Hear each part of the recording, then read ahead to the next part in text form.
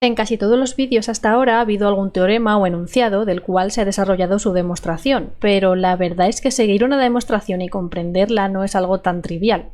La primera vez que tuve que enfrentarme a ellas, lo cierto es que no entendía nada. Si bien las demostraciones pueden llevarse a cabo mediante muchos métodos, todas tienen algo en común. Se parte de un conjunto de hipótesis o afirmaciones que se toman como ciertas y pretenden probar que de dichas afirmaciones se puede deducir alguna tesis o conclusión. Casi todas las demostraciones se apoyan en los fundamentos de la lógica proposicional, que se basan en las llamadas tablas de verdad, una para cada conector lógico. El negador, conjunción o and, disyunción o or, implicación y doble implicación, siendo estas últimas las más habituales en demostraciones. Dejo por abajo enlaces para más detalles. Esto es más fácil verlo con ejemplos. Un caso muy común para la implicación simple es el hecho de que si llueve, el suelo se moja. Aquí el llover es condición suficiente para que se moje el suelo y el suelo mojado es condición necesaria para que haya llovido, porque en el otro sentido no funciona. O sea, encontrarnos el suelo mojado no implica necesariamente que haya llovido. No es lo mismo, por ejemplo, en el caso de la doble implicación de si x es un número par, entonces es divisible entre 2, pues estas dos son ambas condiciones necesarias y suficientes una de la otra. Esto también se expresa como P se cumple si y solo si se cumple Q. Existen cantidad de métodos demostrativos, pero vamos a centrarnos solo en estos 4. Demostración directa, contraposición, reducción al absurdo e inducción. La demostración directa es la forma más básica. Consiste simplemente en agrupar las hipótesis y llegar a la conclusión aplicando axiomas básicos, definiciones y teoremas de los que se conoce su certeza. Por ejemplo, la suma de dos pares siempre resulta en un número par. Esto en lenguaje matemático quedaría expresado como sean x e y dos números pares. Entonces el número x más y es un número par.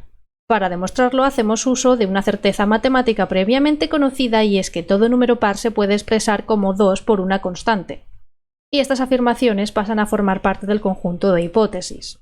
Expresamos entonces z en términos de 2a y 2b. Ahora aplicamos la propiedad distributiva de la suma para determinar que z es igual a 2 por a más b. Y como a más b es suma de dos enteros, también es entero, así que así sabemos que z es un número par. El ejemplo de la lluvia nos sirve también para ilustrar la demostración por contraposición, que se basa en una propiedad de la lógica, y es que cuando se parte de la proposición P implica Q, esta es equivalente a la proposición no Q implica no P. Es decir, afirmar que si llueve el suelo estará mojado es lo mismo que decir si el suelo no está mojado entonces no ha llovido. El ejemplo anterior de la suma de dos pares da un número par también se puede expresar al revés. Sea x un número impar, entonces no puede ser expresado como la suma de dos pares. Para probarlo usamos el axioma de que todo número impar se puede expresar como 2 por una constante más 1. Y realmente la demostración terminaría aquí, pues esta suma ya es un número par más 1, y el 1 no es par. Otro tipo de demostración basado en propiedades de la lógica es por reducción al absurdo, que consiste en añadir a las hipótesis la conclusión a la que se quiere llegar pero negada, y así llegar a una contradicción, como que 0 es igual a 1. Si tenemos un conjunto de axiomas que sabemos que son verdaderos, se dice que forman un conjunto consistente, lo que quiere decir que no se puede inferir una contradicción de ellos. Si se añade un axioma extra y este axioma provoca que se llegue a una contradicción, quiere decir que este axioma es falso. Así que si añadimos una proposición negada y llegamos a un imposible, quiere decir que la proposición sin negar es verdadera. Podríamos aplicarlo al mundo real para demostrar la implicación anterior de que si el suelo está seco, entonces no ha llovido. Suponemos que ha llovido, entonces el suelo estaría mojado, pero observamos que no lo está, así que por necesidad no ha llovido. También podemos probar que el número raíz de 2 es irracional, suponiendo que es racional y llegando a un imposible. Si raíz de 2 fuera racional, por definición quiere decir que existirían dos números enteros p y q, tal que p entre q sería raíz de 2. Y además esta fracción es irreducible, así que p y q son coprimos. Por hipótesis, p entre q al cuadrado es 2, así que p cuadrado es igual a 2q cuadrado, por lo que p cuadrado es par, así que p también es par. Y lo expresamos como 2 por k. Metemos 2k en la expresión de antes y queda que 2q al cuadrado es 2 por 2k al cuadrado. Tachamos los doses y queda que q cuadrado también es un múltiplo de 2. Por tanto, q cuadrado es par y q es par.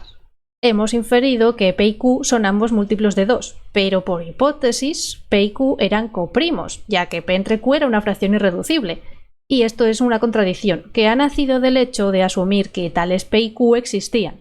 Si p y q no existen, hemos probado lo que queríamos, que raíz de 2 no es racional. Para terminar tenemos la inducción.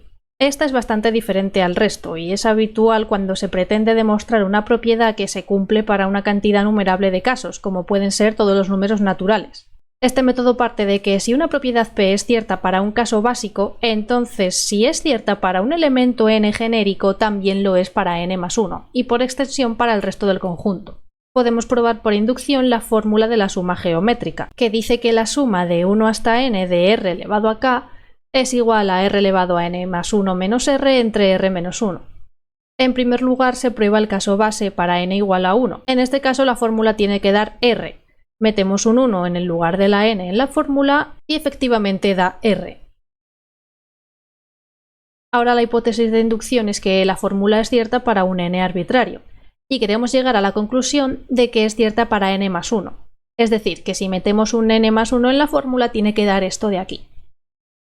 Para poder aplicar la hipótesis separamos el sumatorio en dos partes. Por un lado los n primeros términos y por otro el último. Aplicando la hipótesis para s de n, esto es igual a esta fracción más este último término por separado. Lo metemos en el numerador y queda esto de aquí. Despejamos términos y la expresión que resulta es precisamente a la que queríamos llegar. Y como bonus podemos ilustrar el caso de probar que una implicación es falsa mediante la búsqueda de contraejemplos. Es decir, para probar que no es cierto que Q implica P, hay que encontrar un caso para el cual se cumpla Q y no P. Esto resulta en que un axioma expresado en términos de cuantificadores para todo y existe puede reformularse así. La afirmación de no para todo X se cumple P es equivalente a decir que existe un X tal que no P. Por ejemplo, decir que todas las personas son rubias es equivalente a afirmar que existe una persona que no es rubia, y esta persona en cuestión vendría a ser el contraejemplo. Un caso más técnico: si bien es cierto que todos los múltiplos de 4 son pares, no es cierto que todos los pares sean múltiplos de 4. Para probarlo basta con un contraejemplo que cumpla ser par y no ser múltiplo de 4, como el 2, el 6, el 10, etc. Todos ellos serían contraejemplos válidos. Y como siempre, más información en los enlaces abajo.